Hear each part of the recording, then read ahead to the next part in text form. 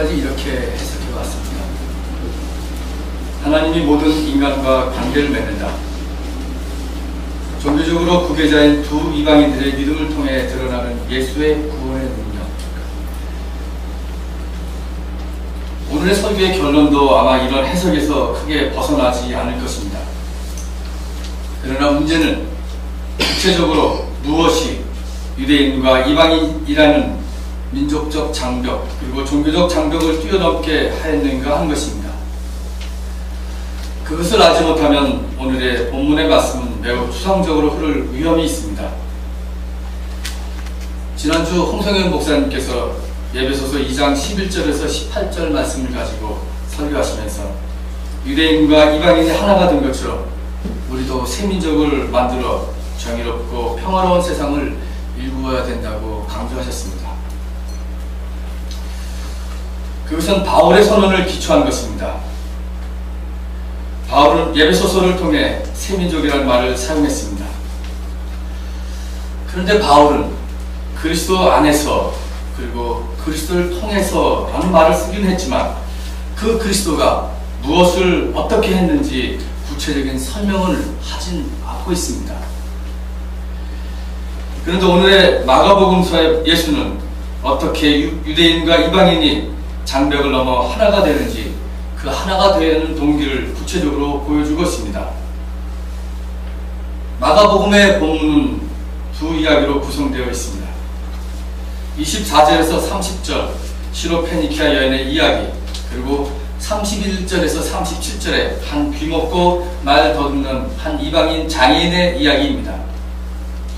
이 두 이야기의 공통점은 두 사람이 다 이방인이라는 것이고, 한 여인은 귀신 들린 자기의 딸을 대신해서 예수께 간청하였고, 일군의 무리들은 병자를 위해서 그를 예수께 데리고 와서 고쳐달라고 간청한 것입니다. 본문을 보겠습니다. 24절에 보면 예수께서 거기에서 일어나 두로 지역으로 가셨다고 합니다. 두로 지역은 이방인들이 살고 있는 이방 지역입니다.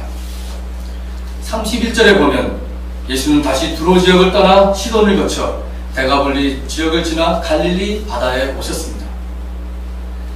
예수께서는 이렇게 마음대로 경계 없이 자유자재로 이방인 지역, 유대인 지역을 넘나들었습니다. 유대인과 이방인 지역이라는 지리적 경계는 그에게는 아무 의미도 없었습니다. 두로 지역에 가셨을 때 예수께서는 시로페니키아 출신의 한 여인을 만나는데 마태복음에는 그저 가나안 여자라고 나옵니다. 시로페니키아는 시리아 지방의 일부이고 시로페니키아 사람은 시리아 사람과 페니키아 사람이라는 말이 결합된 말입니다. 그리고 또 그 여자를 그리스 사람이라고 부른 것은 그 여자가 그리스계였다는 의미입니다. 아무튼 그 여자는 유대인이 아니었습니다. 그렇기 때문에 유대인의 눈으로 보았을 때 그녀는 개보다도 못한 이방인이었을 뿐입니다. 그녀가 예수의 앞에 나왔습니다. 나온 정도가 아니라 예수의 발 앞에 엎드렸습니다. 그리고 악한 귀신 들린 딸을 고쳐달라고 애원을 합니다. 거기에는 자존심도 체면도 없었습니다.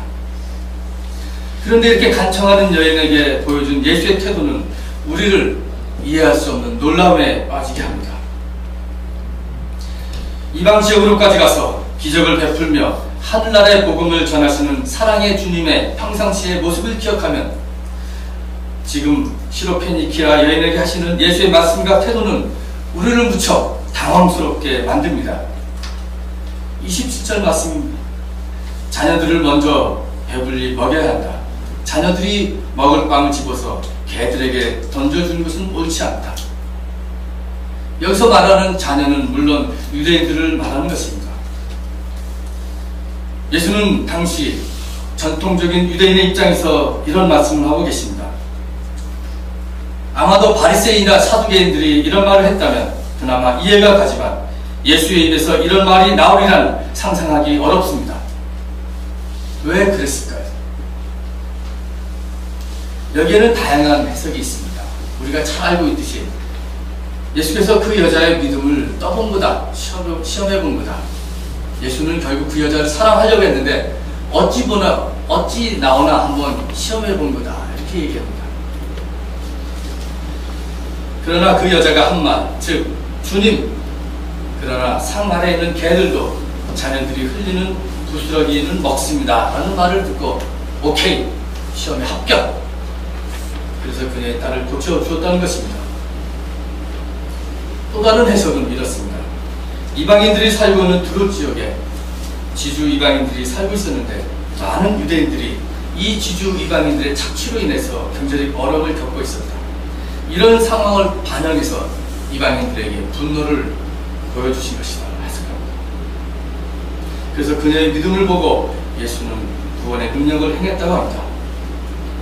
내가 그렇게 말하니 돌아가거라. 귀신이 내 딸에게서 나갔다.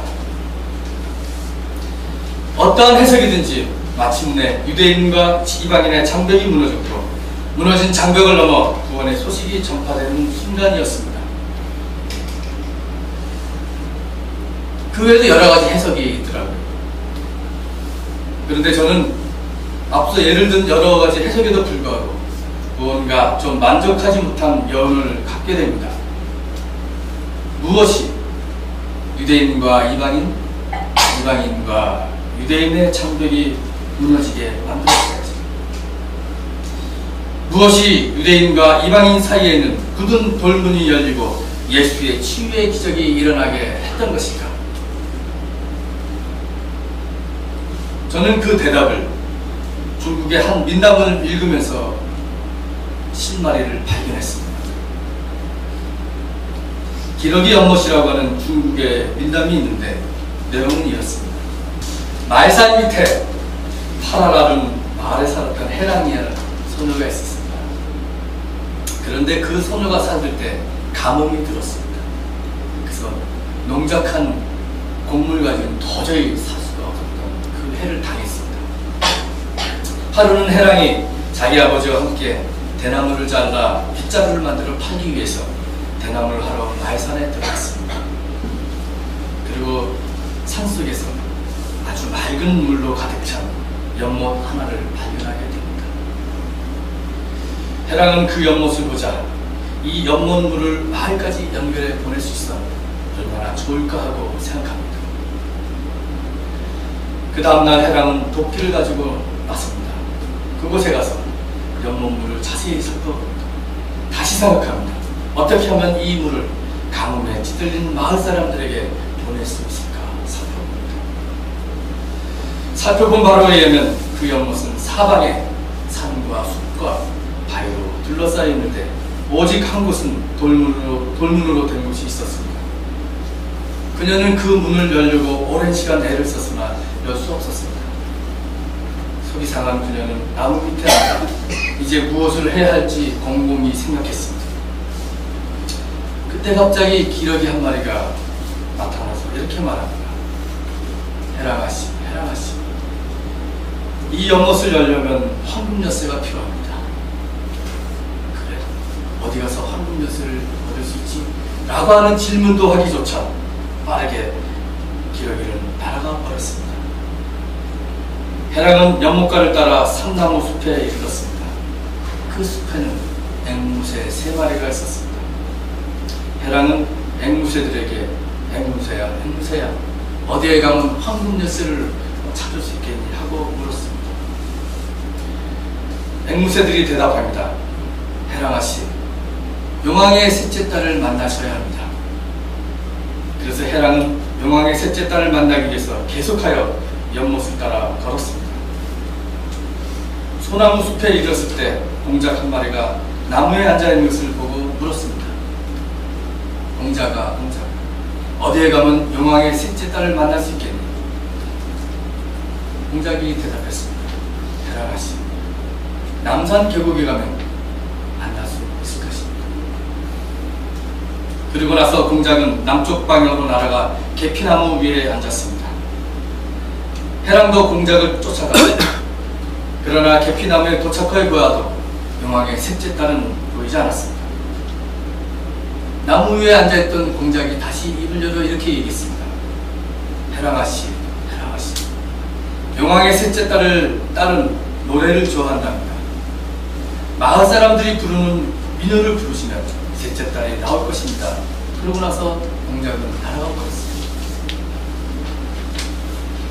공경에 빠진 사람들을 도와야겠다는 일념으로 해랑은 사흘 동안을 자기가 알고 있는 민요는 다 불렀습니다. 사흘째 되는 날, 용왕의 셋째 딸은 아름다운 그 민요에 도취되어 물 밖으로 나왔습니다. 해랑은 기회를 놓치지 않고 용왕의 셋째 딸에게 자기가 왜 황금 엿새가 필요한지를 설명했습니다. 그러자 셋째 딸은 다음과 같은 비밀을 얘기해 주었습니다. 황금 엿새는 용왕의 보물 창고에 있습니다. 그런데 그 창고를 지키는 거대한 독수리 한 마리가 있습니다. 그 독수리는 용왕만 빼고는 그 창고 안에 들어가는 사람은 누구든지 물어 죽이려고 합니다.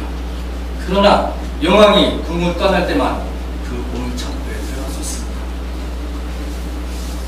마침내 착한 셋째 딸의 도움을 얻어서 해랑은 보물 창고에 들어갈 수 있었습니다. 그리고 보물 창고에 있는 황금 엿새를 발견하고 서둘러 창고 밖으로 나옵니다. 그 귀중한 엿새를 얻은 해랑은 서둘러 연못으로 돌아와 돌문에다 대고 3번을 두드렸습니다. 그러자 돌문이 열리고 물이 쏟아져 나왔습니다. 순식간에 파라마을 수로마다 물이 넘쳐 흘렀습니다. 여러분, 이 이야기는 무엇을 말하고 있습니까? 맑은 물이 가득히 있는 기러기 연못, 가뭄에 찌들려서 오늘의 정말 힘들게 살아가고 있는 동네 사람들, 파라마을 사람들, 그것을 가르는 우뚝 솟은 돌문 하나. 가뭄에 고통받고 죽어가는 사람들의 마지막 희망이 물이라는 것을 알고 가슴 아파하고 있는 해랑의 모습. 그러나 그녀는 허탈감에 빠져 나무 아래에 앉았습니다. 돌문을 열기 위해 무엇을 어떻게 해야 할지 몰랐습니다. 돌문은 무엇을 상징합니까? 돌문은 그 안에 있는 사람과 그 밖에 있는 사람들을 갈라놓고 있습니다. 유대인과 이방인을 갈라놓듯이 돌문은 친구와 적을 갈라놓고 있습니다. 우리와 그들을 갈라놓고 있습니다. 내 생각과 그들의 생각을 갈라놓고 있는 것입니다. 인종이 다르다고, 피부색이 다르다고, 성별이 다르다고, 이름이 다르다고 돌문은 더욱더 굳게 서 있고 닫혀 있습니다. 이 돌문이 종교신앙의 이름으로 세워진 돌문이라면 더없이 강력히 서 있음을 보게 됩니다. 시적 권위의 후광으로 하나님의 이름으로 세워진 종교 돌문은 종교의 순수성과 전통의 존엄성을 지키느라고 어느 돌문보다 더 튼튼히 강력하게 서 있는 것입니다. 오늘도 율법과 교리, 정통주의와 보수주의라고 하는 이름으로 세워진 돌문은 다른 어떤 돌문보다도 더욱더 견고하게 서 있어 너와 나를 가르고 있습니다. 그러나 이 돌문을 열기 위해서는 황금 열쇠가 필요한데 우리는 어디서 이 황금 열쇠를 찾을 수 있는 것일까요? 그리고 이 황금 열쇠를 얻기 위해서 무엇을 해야 하는 것입니까? 종교의 돌문, 이것은 예수께서 부수려고 했던 돌문입니다. 소위 종교적 인간들이 만들어온 돌문을 해체하려고 예수께서는 부단히 노력을 하셨습니다. 우물가에서 만난 사마리아 여인과의 대화를 통해서 예수는 종교의 돌문을 그리고 인종의 돌문을 여김없이 부수었습니다. 예수는 유대인들은 예루살렘에서 예배를 하고 사마리아인들은 그 심산에서 예배를 드리나 그때가 오면 영과 진리로 하나님을 예배하라고 하십니다. 하나님을 장소적으로 묶고하셨던 돌문을 해체하셨습니다. 영적인 꿈을 나누고 사랑의 새민족을 만들기 위해서 예수님은 종교의 돌문을 열어 제끼셨습니다. 우리는 이런 종교의 돌문 때문에 나의 종교, 너의 종교를 구분하여 나는 선, 너는 악, 나는 진리, 너는 비진리, 나는 천국, 너는 지옥이라고 생각하고 있지는 않은지요. 그리고 공산주의자들이 유물론자라고 해서 대화는커녕 하루빨리 지구상에서 사라져야 하는 이상한 집단으로 치부하지 않았습니까? 해랑아씨는 한없이 연못가에 앉아 있었습니다. 그때 기러기로부터 황금열쇠가 그 돌문을 열 수 있음을 알게 되었습니다. 결국 그녀는 황금열쇠를 찾아 돌문을 열었습니다. 해랑의 황금열쇠는 바로 동네 사람들의 고통과 한숨에 못 견디며 아파하는 그녀의 마음으로 찾을 수 있었습니다. 아니, 아파하는 그 마음 자체가 바로 황금열쇠였던 것입니다. 그 아름다운 마음이 기러기와 앵무새, 공작새들의 마음을 움직였고 용왕의 셋째 딸의 마음조차 움직여 열리지 않았던 초롱성 같은 돌문조차도 열게 한 것입니다. 여기서 해랑이 용왕의 딸을 만나기 위해서 불렀던 그 민요, 그 대목도 우리는 생각해 보아야 합니다. 민요는 민중의 노래입니다. 가난한 농부들의 슬픔과 기쁨, 좌절과 희망이 녹아있는 이야기요 시입니다. 해랑은 결코 궁정음악을 노래한 것이 아닙니다. 해랑은 들어도 도무지 알지 못하는 이태리 가곡이나 오페라를 부른 것이 아닙니다. 그녀는 어릴 때부터 부모님들이, 이웃들이 밭에서 논에서 일하며 부른 그 노래를 지금 그 가족과 이웃들 모두를 살리기 위해서 애절하게 불렀던 것입니다.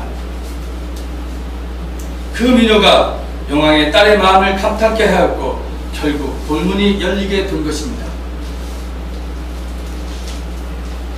자, 본문으로 다시 돌아오겠습니다. 예수의 마음을 감동시킨 것은 바로 딸을 사랑하는 한 어머니의 사랑의 마음이었습니다. 개처럼 취급받고 모욕을 당해도 딸 하나 살리겠다는 시로페니키아의 그녀의 애절한 간구가 바로 황금열쇠였던 것입니다.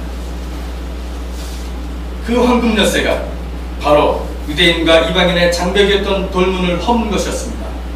남자와 여자의 장벽도 무너뜨린 그 황금열쇠는 바로 그 딸을 위한 어머니의 마지막 사랑이었습니다. 예수의 마음조차 움직였습니다. 에바다 열리라 하는 주님의 말씀을 듣고 귀가 열리고 혀가 풀리고 말을 똑바로 하게 된 장애인도 그를 데리고 온 일군의 무리의 사랑 때문에 가능한 것이었습니다. 장애인 한 사람, 그를 고쳐달라고 예수께 한 무리들의 간청이 바로 황금열쇠가 되어서 한 인간의 귀와 혀를 오랜 시간 굳게 고정시켰던 돌문을 열게 했던 것입니다. 에바다 열리라. 여러분, 오늘 우리 사회를 가로막고 있는 돌문이 있습니까? 가정 내에서 남편과 아내 사이에 보이지 않는 돌문이 우뚝 서 있습니까? 부모와 자녀 사이에 점점 높아져가는 돌문의 장벽을 보고 있습니까? 어느 교우와 어느 교우 사이에 말 못할 장벽이 있습니까? 남과 북의 70년간의 장벽은 어떻게 하시겠습니까? 다종교 사회를 살면서 종교와 종교 사이에 굳은 돌문을 어떻게 하시겠습니까? 이 모든 돌문들을 열 수 있는 그 황금 열쇠는 무엇입니까? 알량한 자존심은 끝내 부부 사이의 돌문을 열 수 없습니다. 강요된 기대는 부모와 자식 간의 돌문을 열 수 없습니다. 내가 살고 있는 아파트와 내가 굴리고 있는 멋진 자동차도 가족 사이에 우뚝 솟은 돌문을 여는 황금 열쇠가 절대 될 수 없습니다. 그 돌문을 여는 황금 열쇠는 바로 함께 나누는 사랑입니다. 종교의 이해와 협력을 위해서는 율법이나 교리도 전통도 황금 열쇠가 될 수 없습니다. 남과 북의 분단을 극복하고 평화와 통일을 이루기 위해서는 돈이나 탱크나 비행기가 결코 황금 열쇠가 아닙니다. 인간에 대한 깊고 절실한 사랑만이 종교의 돌문 이념의 장벽을 여는 열쇠입니다. 저는 작년 부활절 연합예배, 광화문 연합예배를 결코 제 평생에서 잊을 수 없습니다. 여러분 기억하십니까? 한 유가족 어머니가 나와서 엉엉 울었습니다. 그녀의 울음은 그저 그냥 헉헉 우는 게 아니었습니다. 엉엉 울었습니다. 우리 아이를 살려달라고 엉엉 울었습니다. 저는 그녀의 울음소리가 제 가지고 있는 신앙의 고백, 내가 그토록 가지고 있는 내 신학적 사고를 다 송두리째 엎어버렸습니다. 그 어려운 영어, 독일어, 원서가 황금 열쇠가 아니었음을 깨달았습니다. 황금 열쇠는 그녀의 울음소리였습니다. 우리 사회를 구원하고 우리 사회를 치유할 수 있는 것은 바로 그녀의 울음소리입니다. 그녀의 울음소리가 황금 열쇠였습니다. 임을 왜 여러분 모르십니까?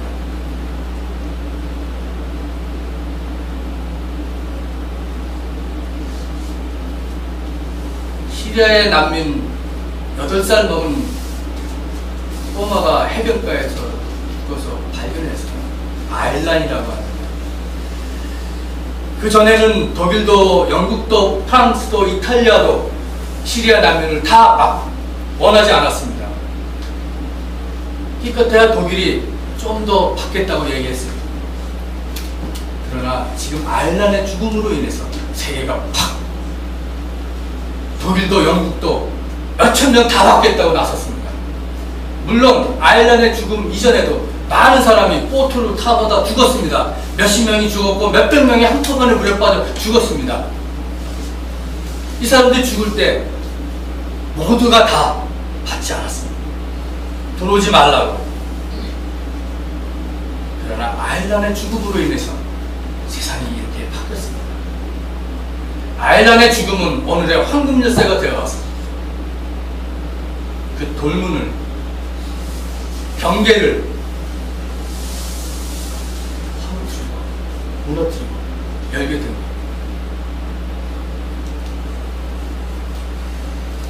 야고보서의 기자는 행함이 없는 믿음은 죽은 것이라고 했습니다. 그것은 영혼이 없는 몸이 죽은 것과 같이 죽은 믿음입니다. 돌문을 열지 못하는 열쇠는 다 가짜 열쇠입니다.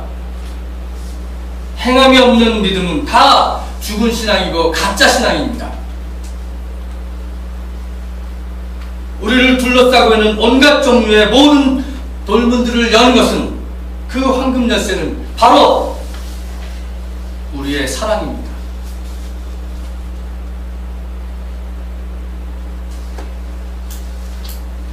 오늘 이 말씀을 가지고 잠시 묵상하시겠습니다.